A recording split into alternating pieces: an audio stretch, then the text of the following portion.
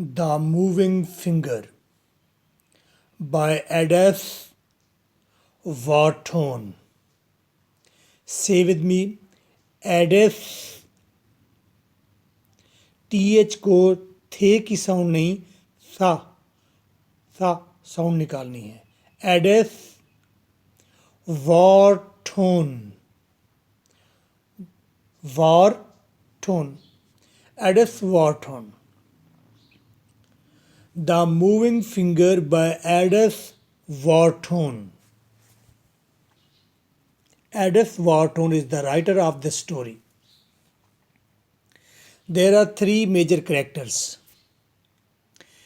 Mr. Granzy, say with me, Mr. Granzy.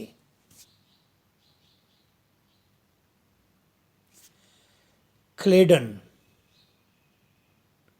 एक painter है क्लेडन.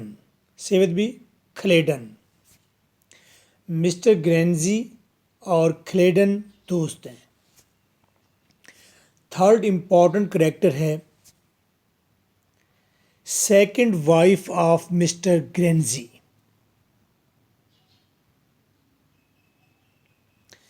Mister ग्रेंजी की फर्स्ट वाइफ मर चुकी है. फर्स्ट वाइफ कंट्रोलिंग थी, चेक एंड बैलेंस रखने वाली थी. मिस्टर ग्रेंजी इजी फील नहीं करता था. वो मर गई तो मिस्टर ग्रेंजी आसान हो गया. मिस्टर ग्रेंजी ने दोबारा शादी की. Second wife was highly beautiful, बला की खूबसूरत थी. सबने कहा mister ग्रेंजी this is your perfect pair. Mister ग्रेंजी highly satisfied था. अपने दोस्त को बुलाता है, इस बला की एक पेंटिंग बनाओ. क्लेडन कहता है ये बला क्या बेचती है, हम बेचेंगे. ऐसी पेंटिंग बनाता है कि असल खातून उसकी खूबसूरती को सब भूल गए और पेंटिंग की गर्विदा हो गए, पेंटिंग में महव हो गए. पेंटिंग को हर एंगल से डिस्कस करने लगे. पेंटिंग को रख के डिबेट और डिस्कशन होने लगी. पेंटिंग से मोहब्बत हो गई. मिस्टर ग्रेंजी को पेंटिंग से मोहब्बत हो गई, खुद आर्टिस्ट को, पेंटर को, क्लेडन को.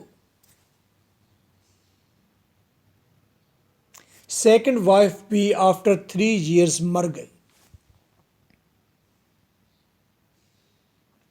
अब मिस्टर ग्रेंजी के पास है एक पोर्ट्रेट पेंटिंग सेकंड वाइफ की. वो उसे अपनी वाइफ की तरह ट्रीट करता है जैसे उसकी थर्ड वाइफ हो. वो उससे बातें करता है. वो घर से बाहर नहीं जाता.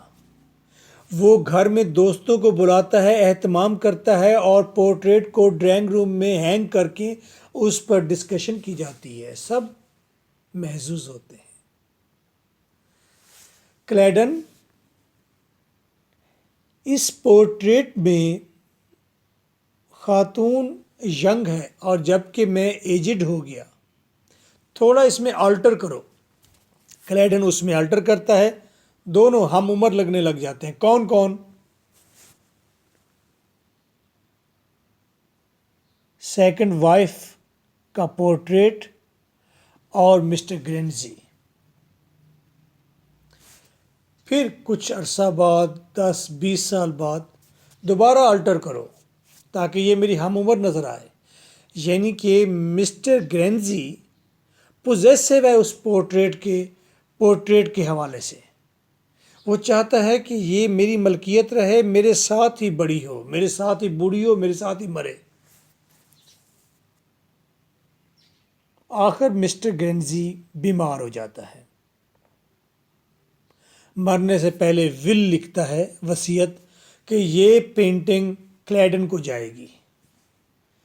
मिस्टर ग्रेंजी मर गया, पेंटिंग क्लेडन के पास गई. क्लेडन ने कहा हाँ अब तुम मेरी हो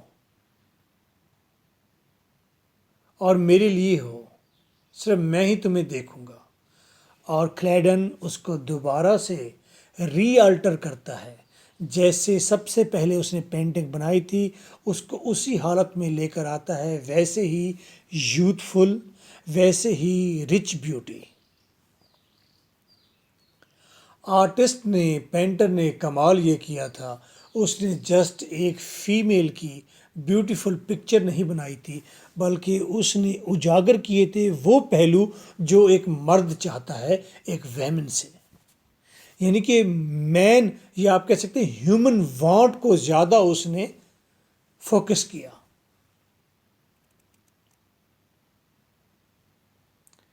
اور اینڈ پر مسٹر کلیڈن بھی کریزی ہو جاتا ہے، پاگل ہو جاتا ہے۔ اسٹوری فنش ہو۔ دیر آر سم کوشچنز جو پنجاب یونیورسٹی نے ریز کیے۔ Write a note on the mysterious elements associated with the portrait. 2018 میں کوشچن آیا، مسٹیریس پر اسرار ایلیمنٹ بتائیں، جیسے کہ مسٹر گرینزی پورٹریٹ سے باتیں کرتا ہے، پورٹریٹ یعنی پینٹنگ بھی باتیں کرتی ہے، کلیڈن بار بار اس کے گھر میں آتا ہے، مسٹر گرینزی گھر سے باہر نہیں جاتا۔ اس طرح کے مسٹیریس ایلیمنٹس ہیں، اس کو بار بار الٹر کیا جاتا ہے۔ 2019 میں کویشچن پھر آیا، mystery in the story discuss کریں۔ 2019 میں اگین کویشچن آیا کہ کلیڈن از اے گڈ اور bad character. This is your host lecturer MK Bhatta. Notes complete 5000 میں ہم پرووائڈ کرتے ہیں، جس کے اندر سنگل آنسر ہوتا ہے آل سٹوریز کا، اور اس کے علاوہ باقی تمام سلیبس میں موجود چیزیں، ساتھ سپوکن، ساتھ کریٹو رائٹنگ، یہ پورا بنڈل 5000 میں اویلیبل ہے۔ آنسر: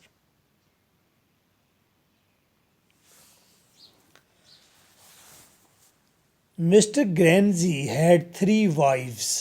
مسٹر گرینزی کی 3 بیویاں تھیں، 2 in flesh، 2 تو تھی گوشت پوشت میں، انسانی رنگ روپ میں، خد و خال میں، اینڈ 1 in mesmerizing portrait، اور ایک بیوی وہ پورٹریٹ ہے جو ہیپناٹائز کر لیتا ہے، جو لوگوں کو کیچ کر لیتا ہے، لوگوں کو کہیں جانے نہیں دیتا۔ مسمرائزنگ پورٹریٹ، پر اسرار پورٹریٹ ہے۔ Mister Greenzy's feelings for her second wife were based on possessiveness. Mister Greenzy کی جو فیلنگز تھی سیکنڈ وائف کے حوالے سے، جو کہ بلا کی خوبصورت تھی، وہ پوزیسو فیلنگز تھیں۔ وہ چاہتا تھا اس سے کوئی نہ ملے، اسے صرف وہ خود ہی دیکھے، خود ہی انجوائے کرے۔ یہ ایٹیٹیوڈ مرد کا، پوزیسو ایٹیٹیوڈ، یہ وکٹورین دور میں زیادہ تھا۔ ملکہ وکٹوریہ کے دور کے اندر جو مرد تھا وہ پوزیسو تھا، وہ عورت پر حکمرانی کرنا چاہتا تھا۔ پیٹرا ریکل کہتے ہیں، پیٹرا ریکل، میرے ساتھ کہیں گے پیٹرا ریکل، مرد حکمران طبیعت۔ مسٹر گرینزی کی طبیعت وکٹورین مرد جیسی تھی، پیٹرا ریکل تھی جابر مرد جیسی تھی۔ ہیومن نیچر ہے کہ وہ ویک ہیومن کو محکوم کرتا ہے، اس پر قبضہ جمانے کی کوشش کرتا ہے۔ 50-60% جو سادہ لو انسان ہوتے ہیں وہ گھر بناتے ہیں، بیوی بچے بناتے ہیں۔ وہ سادہ لو لوگ ان پر حکمرانی کرنا چاہتے ہیں، کمزوروں پر جسٹ۔ وہیں لوگ جب باہر دوستوں میں جاتے ہیں، دوست انہیں اگر کوئی بری بات کہے گا تو وہ برداشت کر جاتے ہیں۔ بزنس کرتے ہیں تو کئی اونچ نیچ تو میں ہوتی ہے تو وہ فیس کرتے ہیں، برداشت کرتے ہیں، چپ کرتے ہیں، سر نیچے گرا دیتے ہیں۔ جبکہ گھر میں آتے ہیں تو سر اٹھا کر بیٹھتے ہیں، کیونکہ وہ انہیں اپنی ملکیت فیل کرتے ہیں اور ان پر وہ حکم صادر کرتے ہیں۔ تو یہ ہیومن سائیکی ہے کہ وہ کمزور کو محکوم کرنے کی کوشش کرتا ہے۔ وکٹورین پیریڈ کے اندر مرد ایسا حکمران تھا. انگریز ان تمام ادوار سے گزر چکے ہیں جن ادوار سے ہندوستان پاکستان یہ ایریا گزر رہا ہے. ہم نے ابھی تک عورت پر قبضہ جمانا بند نہیں کیا. ہمیں فیل ہوتا ہے کہ یہ ہماری ملکیت ہے، وہ بہن کی روپ میں ہو، ایون کہ ماں کی روپ میں ہو، تو ماں پر بھی ہمارا قبضہ ہوتا ہے، کیونکہ شی از فیبل، ویک، کمزور مخلوق ہے. کمزور مخلوق پر قبضہ کرنا، حملہ کرنا.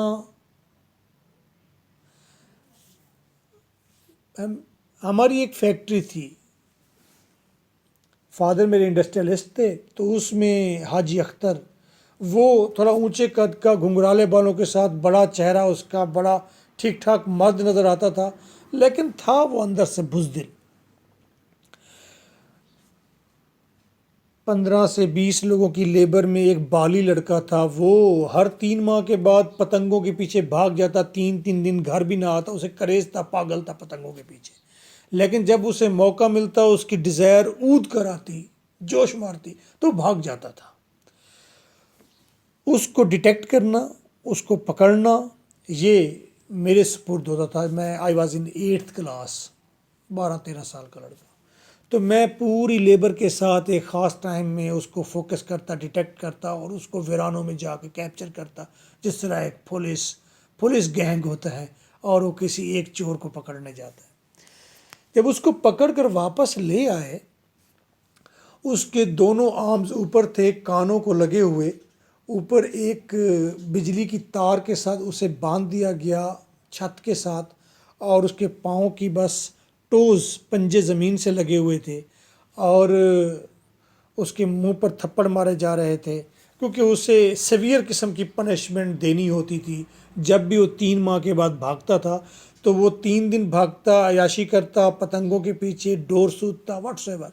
لیکن جب واپس آتا تو اسے کم از کم کوئی 8 سے 10 گھنٹے کی پنشمنٹ ملتی تھی، جو کہ بہت ہی بھیانک قسم کی ہوتی تھی، جس سے میرا دل دہل جاتا. میرا سول انٹرسٹ تھا اس کو ڈیٹیکٹ کرنا، اس کو کیپچر کرنا، اسے پکڑ کر لے آنا، اور میں بھی بڑے خوفناک طریقے سے اسے لے آتا تھا، مطلب ظالمانہ طریقے سے. لیکن وہ سین مجھ سے پھر نہیں دیکھا جاتا. خیر، جب وہ بندھا ہوا تھا چھت کے ساتھ، تو حاجی اختر جو اونچے قد کا ایک مرد نما مرد تھا، تو وہ جب آیا تو اس نے اس کے کانوں کے اوپر سے پکڑ کر کے زوردار ٹکر ماری اسے. تو سب اس سے تقریباً محظوظ ہوئے سوائے میرے. تو مجھے برا لگا کہ یہ کوئی فلم کا سین نہیں کہ اس نے سلطان رہی کی طرح آ کر ٹکر مار دی اسے.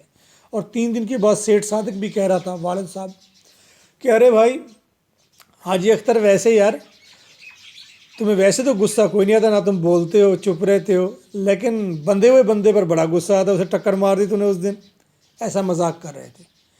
حاجی اختر کہہ رہا تھا، استاد جی مجھے کمزور پر بڑا غصہ آتا ہے. مجھے ابھی تک وہ ڈائلاگ یاد ہے. یار کمزور پر غصہ آتا ہے، یہ کوئی بات بنی نہیں. حالانکہ مجھے بدماشی کرنے کا شوق تھا، لیکن یہ باتیں سن کر مجھے لگا کمزور پر غصہ کرنا، زیادہ آنا، یہ کوئی ریزنیبل بات نہیں. وہیں حاجی اختر تھا جب روڈ پر سائیکل ٹھہرا کر ایک لڑکیا، وہ سائیکل کے آگے آ گیا، لائک دس، پتلا سا چھوٹا لڑکا تھا. اس نے اسے کہا، اوے فلاں ایسے تیسے. تو اس لڑکے نے جھپٹ کر حاجی اختر کے گردن میں اپنے دونوں بازو ڈال لیے، اور اس نے اپنی دونوں لیگز اس کی ویسٹ پر رکھ لی. حاجی اختر کی اونچے قد کا بندہ تھا، اور اس لڑکے نے سیدھا اس کی گال چیک کے اوپر ایک زوردار چکی کاٹ کے ٹھہر گیا، لٹک گیا.